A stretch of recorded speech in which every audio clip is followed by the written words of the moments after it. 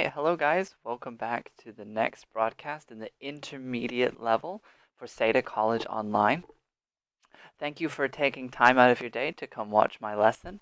I want to say welcome to anyone who is watching for the first time, and welcome back for all of you coming back regularly for my lessons. I appreciate that.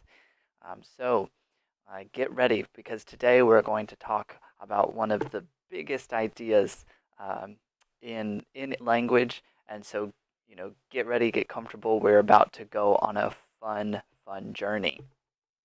So today we're grammar. We're talking about passive sentences. So I am sure that you have heard this before. You know a little bit before.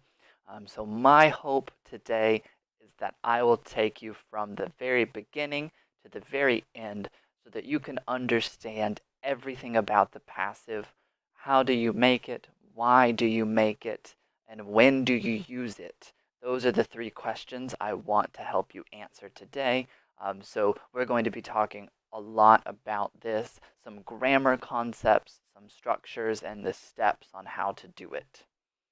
And then in addition to that, we have some vocabulary about cinema. Why cinema? Well, that's because this idea or the cinema is somewhere where the passive is very common. And I will, of course, come to that with some examples at the end of the lesson. All right, so it's time to begin. Get your notes, your paper, your pencil, whatever you're doing ready, because we are going to start. So the first thing to talk about are sentence types. So this is one of the grammar concepts we need to talk about. To talk about sentence types, you need to learn subjects and objects. Now, you might know a little bit about this. These are words that we use in grammar to describe how something is behaving in a sentence. How is this object connected to the verb? So subjects and objects are all about verbs. Verbs are kind of the core of the sentence. Verbs are what help determine everything about the grammar of the sentence. And so some verbs need a subject and an object to be complete. And so what is the subject? Well, the subject is the thing that does the action. So a verb is an action. That's always what it is. And so the subject is the thing that is actually doing that action. But what do I mean by some verbs need two parts? Well, some actions require someone to do it, and then something or someone else to kind of receive the action. And so that's what the object is. It's the other end. So the subject does the action, the object receives whatever the subject is doing. And so note that the subject and the object will always be nouns. It is because it is the grammar of the verb. You have something, a noun doing it, and something, an object to take it. And also note that not all verbs do this. Some verbs only require a subject, some verbs require a subject and an object, and then some verbs require more. We're focusing on just this category, those verbs that require a subject and an object.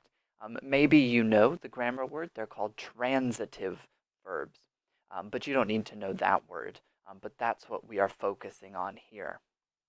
So what does that look like? Well, I'll have two sentences here. The man hit the ball, and Phil cooked dinner yesterday. So we have two verbs that require a subject and an object. And where are they? Well, the subject in the first sentence is the man. The man is the thing that hits. It is, the man is doing the hitting. I'm thinking baseball. And then the ball is the object. It's what receives the hit.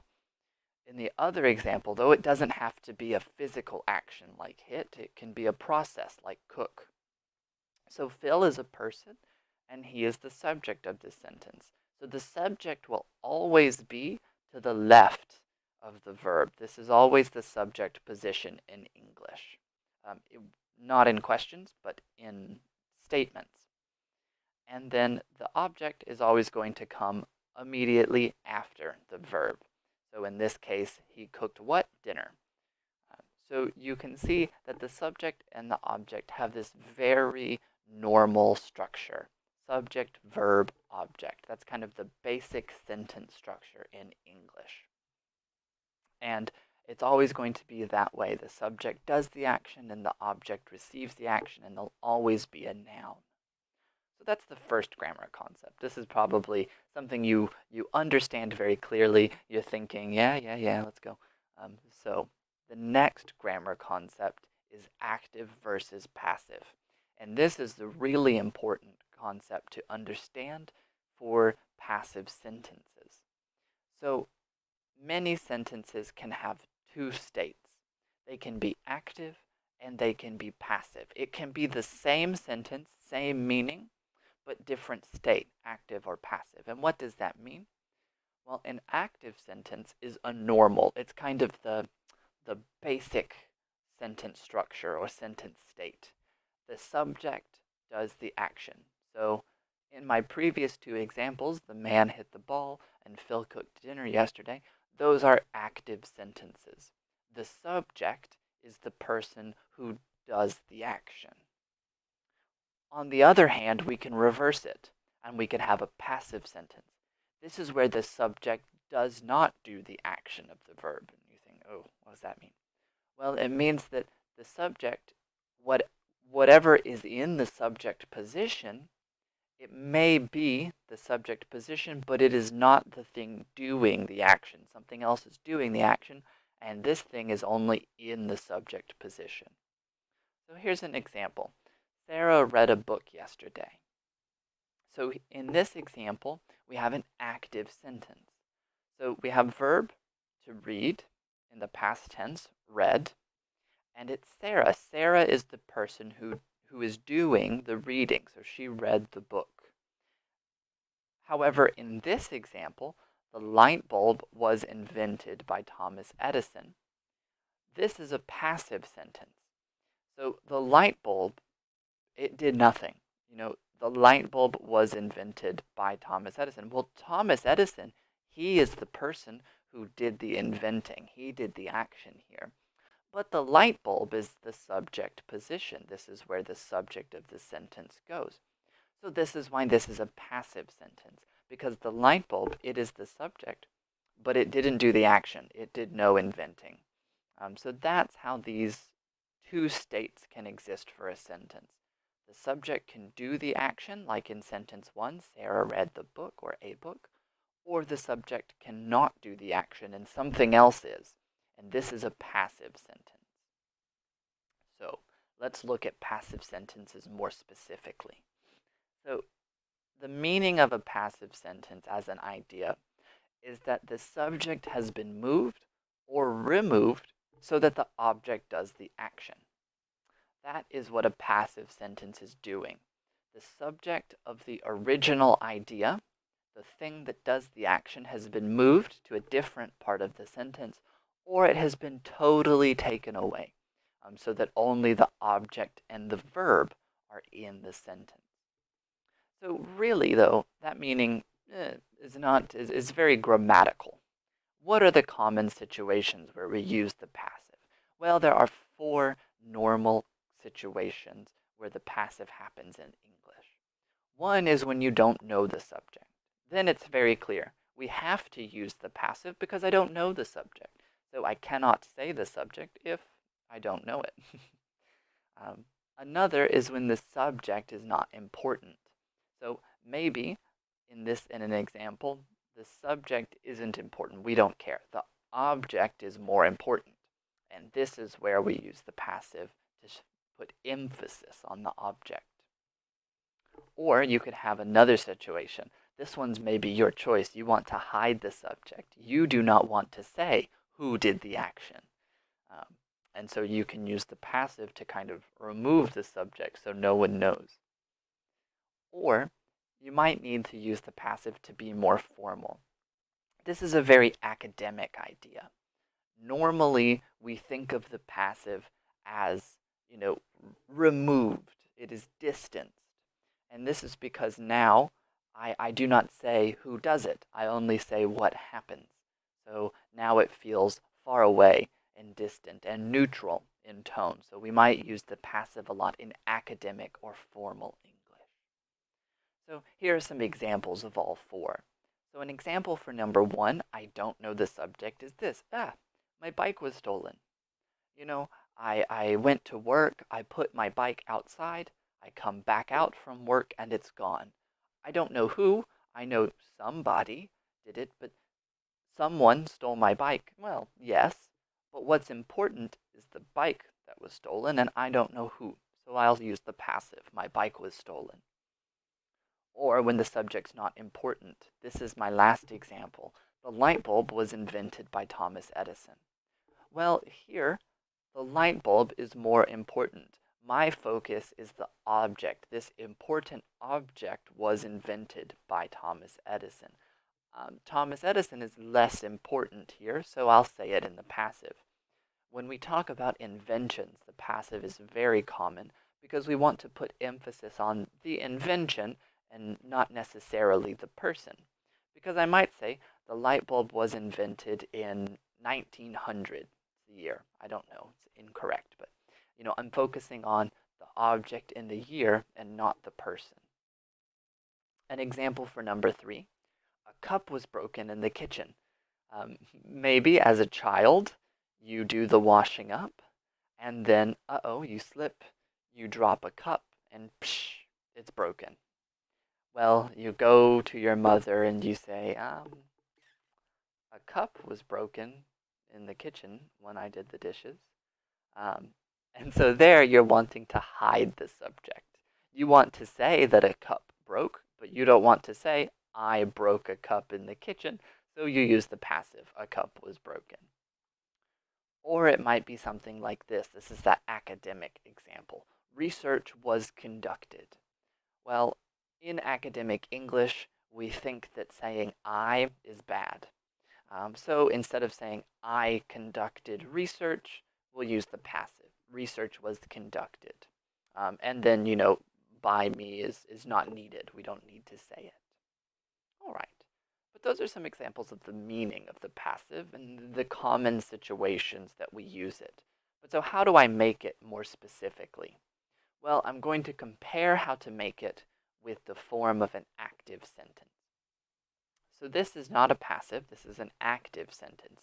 Sarah read a book. So there we have subject, verb, object.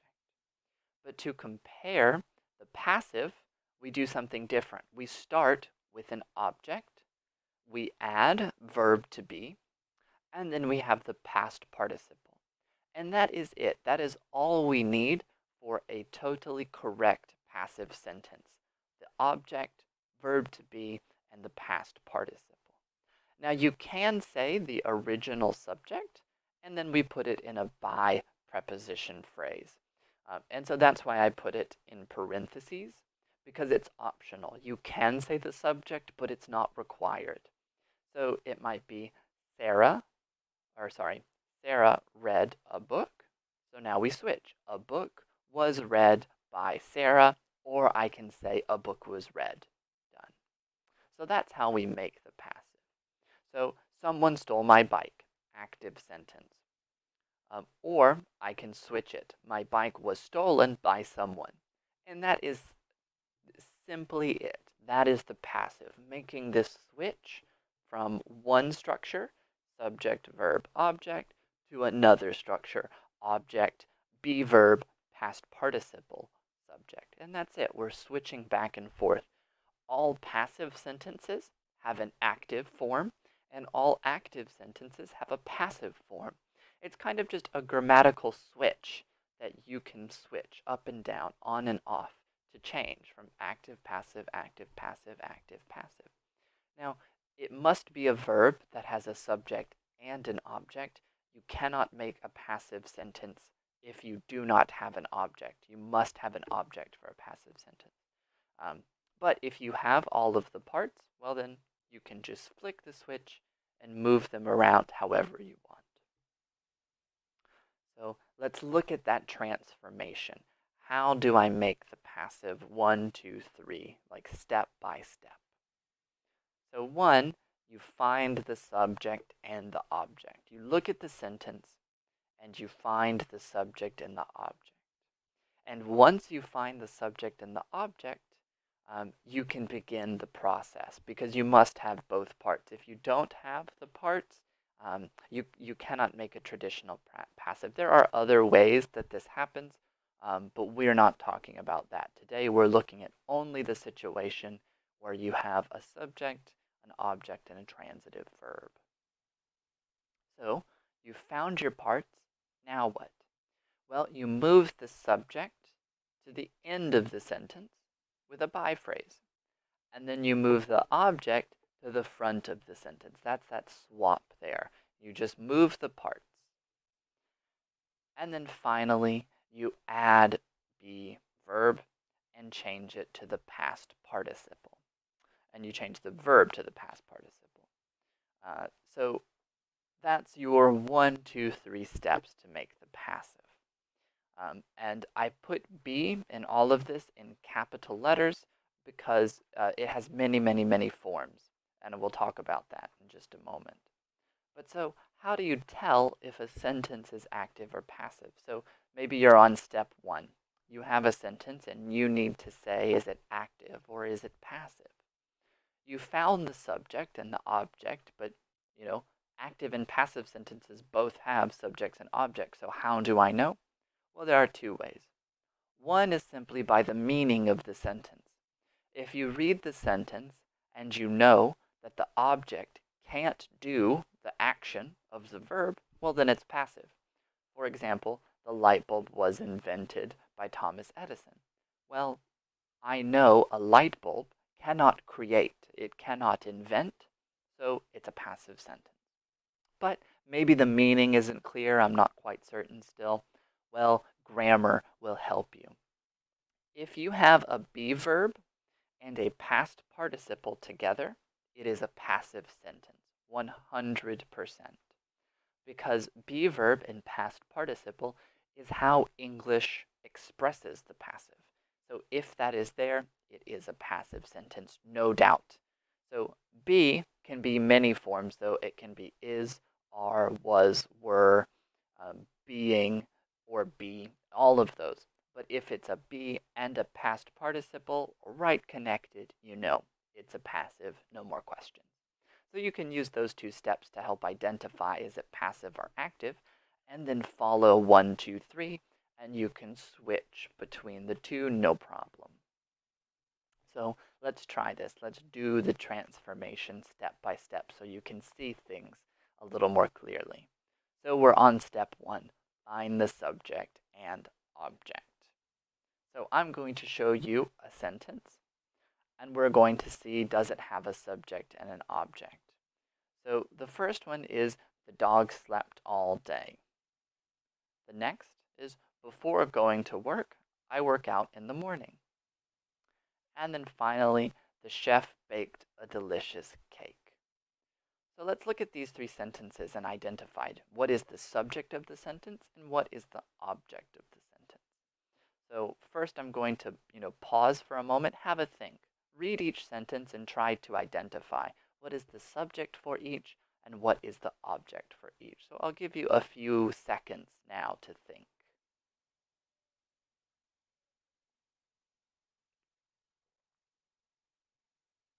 And always remember, the subject is always a verb and the object, is a noun. And the object is always a noun. They're both nouns. And they always are related to the verb by action. All right. So let's look at sentence number 1. The dog slept all day. Well, I think the subject, there is a subject here, and it is the dog. Yeah. Well, we know that somebody slept, and who slept? It's the dog, so the dog does the action. Now the question is there an object? Well, slept is the verb, so no. And then we have all day. Well, day is a noun, but does it receive the action? Can you receive sleep? No. So sleep is a verb. where there is no object. So here we cannot do the passive transformation. The dog slept all day. There's no object, so no passive. Okay, how about number 2? Before going to work, I work out in the morning. So here, I think very clearly, you know the subject. We have a pronoun, I. So if you chose I as the subject, you're totally correct. But what happens after? So we have verb, work out. We have another phrase, in the morning. And then we have before going to work. Well, if you remember, the object always comes after the verb, and it comes close to the verb. So the only thing we can consider is in the morning.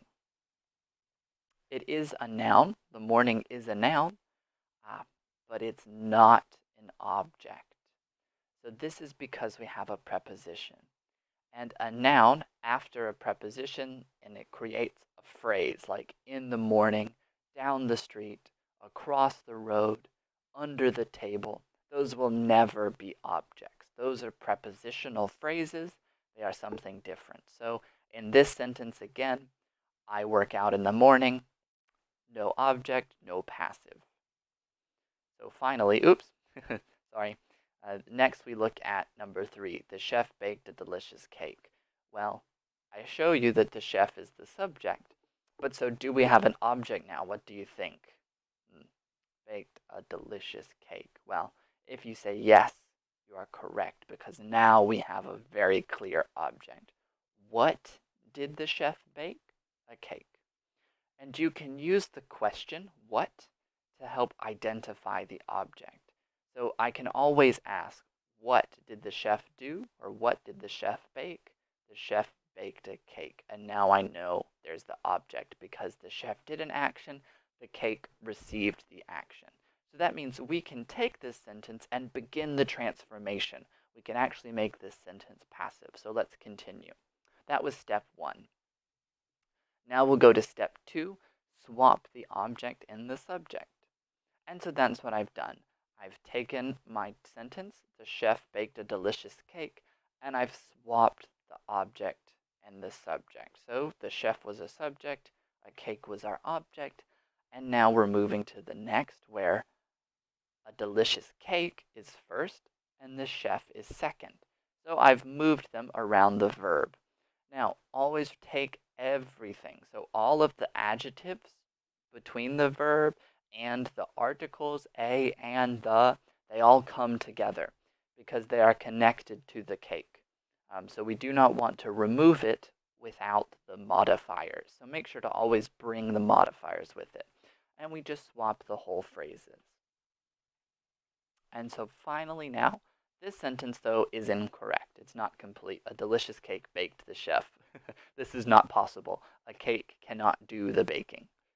So we need to fix the grammar. And how do we fix the grammar? Well, the first thing we do is add by.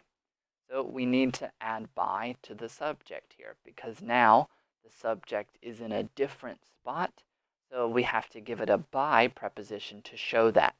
The subject in a passive sentence will always have a by in front of it.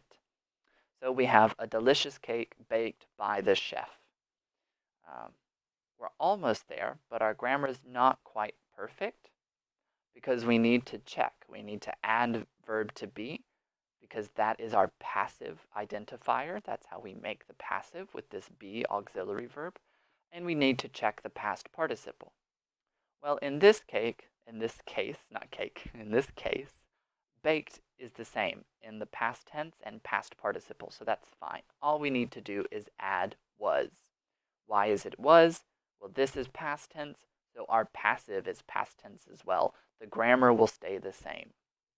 And we have our final passive sentence. A delicious cake was baked by the chef.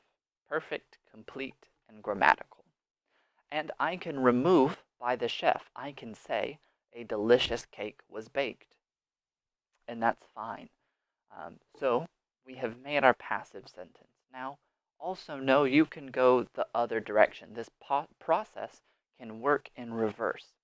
So if I started with this sentence, a delicious cake was baked by the chef, well, I know it's a passive. I have was, be verb and past participle. Okay, it's passive.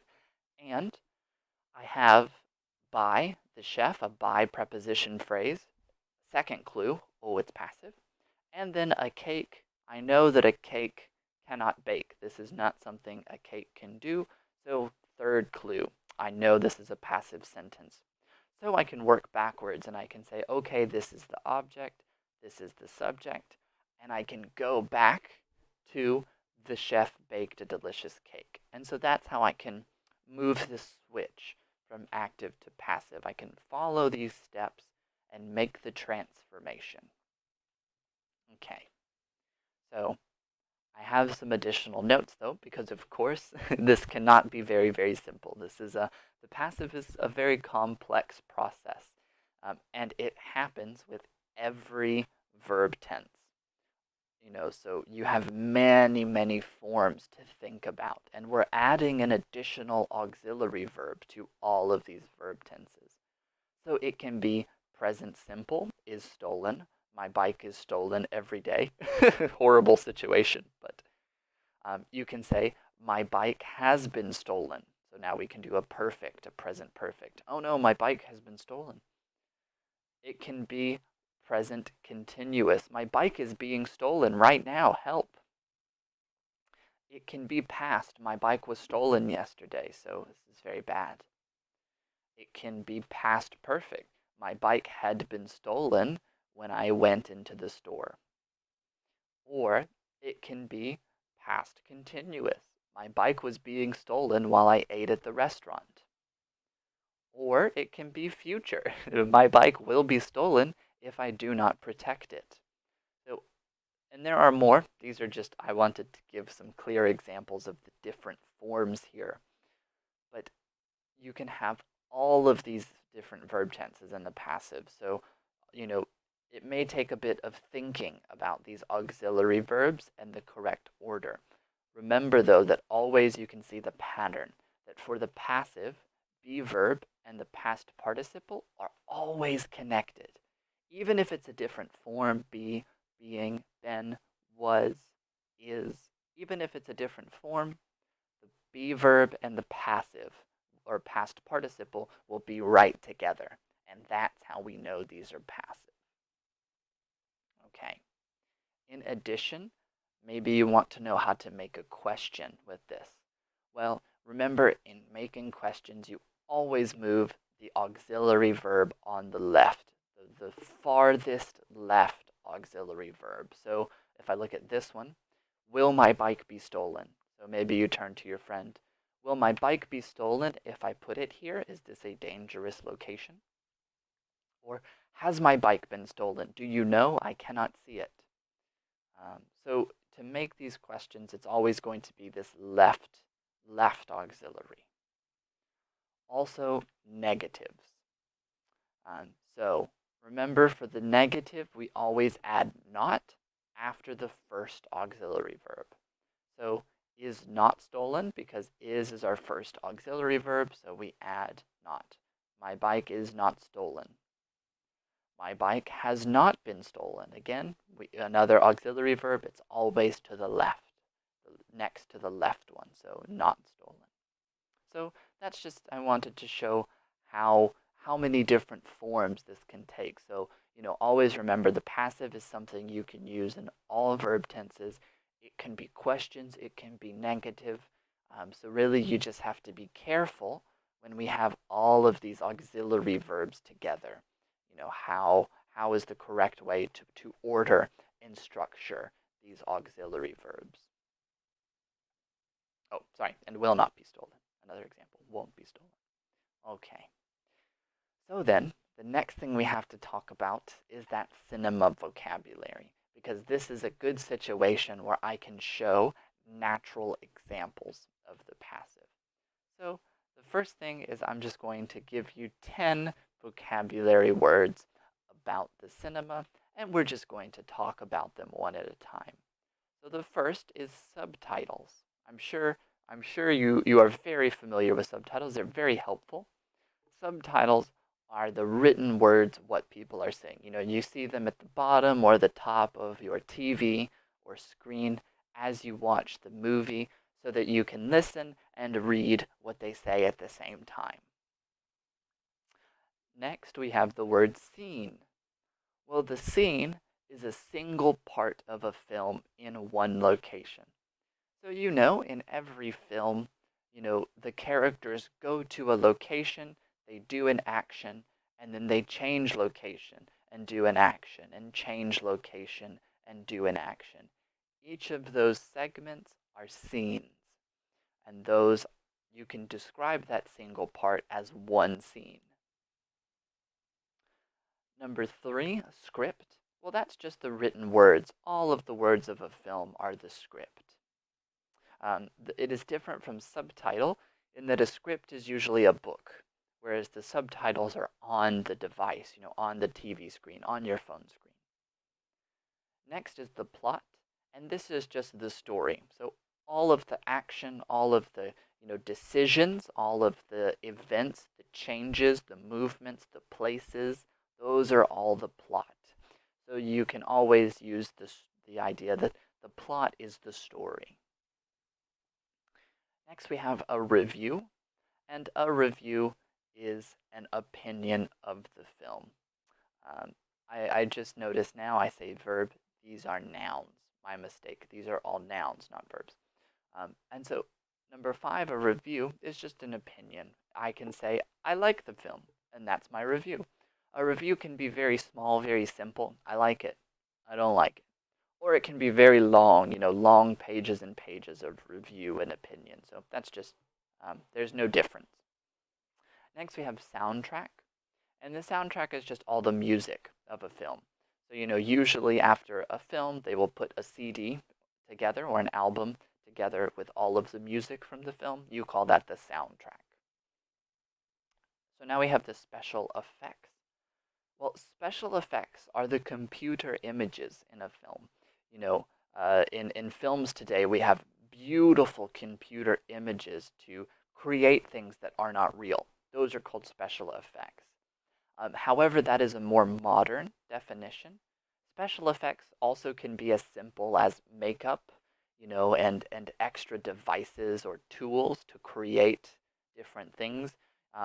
Special effects go all the way back into history when we were using explosives and lights and flashlights and torches and makeup and big construction things to make a film, all the way to today to using computer images. Anything like that in a film is a special effect. Right. Next we have sequel. And so a sequel is a story that continues a previous story. So you have one story. What comes next is the sequel. On the other end, you have a prequel. So you have a story, and then someone tells a story that happened before. That's a prequel.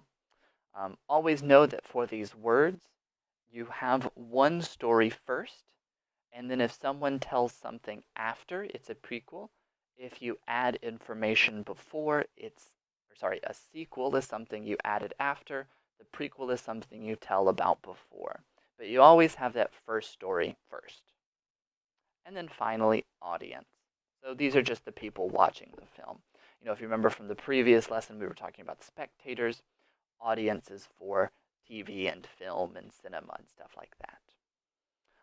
So those are the 10 words. I'm just going to now do some pronunciation. So let's repeat. Subtitles, subtitles, scene, scene, script, script, plot, plot, review, review, soundtrack, soundtrack. Note with this one, it is difficult to say D and T together. So we do not say soundtrack, soundtrack. We just remove the D. Forget it. We don't need it. Just soundtrack, soundtrack. That's the correct pronunciation. All right, next, special effects, special effects, sequel, sequel, prequel, prequel. Also be careful in this pronunciation of the second syllable. Um, we do not say the E really, so you can say sequel and prequel and really say the E sound, but a very natural pronunciation, we do not say it. So it's really just sequel, prequel. So you can also ignore the E sound here. And then finally, we have audience, audience. All right. So those are all some good pronunciation and definitions, but I want to show now some examples. And these are all passive sentences because, as I said, the cinema is something where the passive is very common. So I can say something like the subtitles were written very accurately. Whoever did it was a very good job. So this is a situation where I don't know who did it. I read the subtitles, and they were very good, but I don't know who wrote them. So I say in the passive, because that's my focus. The object is the focus, the subtitles. So I can say the subtitles were written very accurately. Or maybe I can say, oh, special effects were used very well in the film. Maybe I'm impressed. I think they're very good. Again, I don't know who did it, and I don't care. The special effects, that's my focus, my emphasis. So I say it in passive to make that emphasis. The special effects were very good. Or I can say something like, the plot of the sequel is less developed than the first story. So maybe I think the first story was very good, but the sequel, it's often, that happens very often. And so again, the plot is my focus, not who wrote it. So I say the plot of the sequel is less developed. So there we have a present passive. So as you can see, these are all three very common situations where we use the passive in English because that object is more important. I don't know who did it. I don't care who did it. I just want to talk about the thing. So you can see that the passive is not something that's very strange, very complex that we never use. In English, we use the passive very often when we are speaking, and especially in situations like this where I don't care about the subject or I don't know the subject. All right. So that is everything for today. I realized that was a lot of information. So I do recommend you download the notes for this PowerPoint. I tried to write them in a way so that you could read my notes one step at a time or read my PowerPoint one step at a time and not need me. So hopefully you can have my notes and you can always refer. How do I make the passive? What are the steps for the transformation? And so as a review, that's what we talked about. A passive sentence is a sentence where the subject doesn't do the action. And the form is very specific. It is a be verb with past participle, the only way, and always passive. And I talked about the transformation steps, find the subject and the object, swap them, and fix the grammar. Add your by preposition, add your be verb, and check the verb form. Is it past participle? And so that's, I know, it looks so small now, but that's what we've been talking about for this half hour, is all about the passive. And then in addition, I talked about some cinema nouns because the cinema is somewhere where the passive is very, very common. All right. Well, thank you so much for coming today. I hope this was helpful. I've been in the chat, so I hope if you had any questions or you still have questions, leave a comment and I can try to answer any questions you have. So I hope you have a very good day. I hope you'll come back for another lesson. And if you're bored, I hope you go watch some more previous lessons as revision or study. All right. Well, I hope to see you again, and thank you so much. Bye-bye.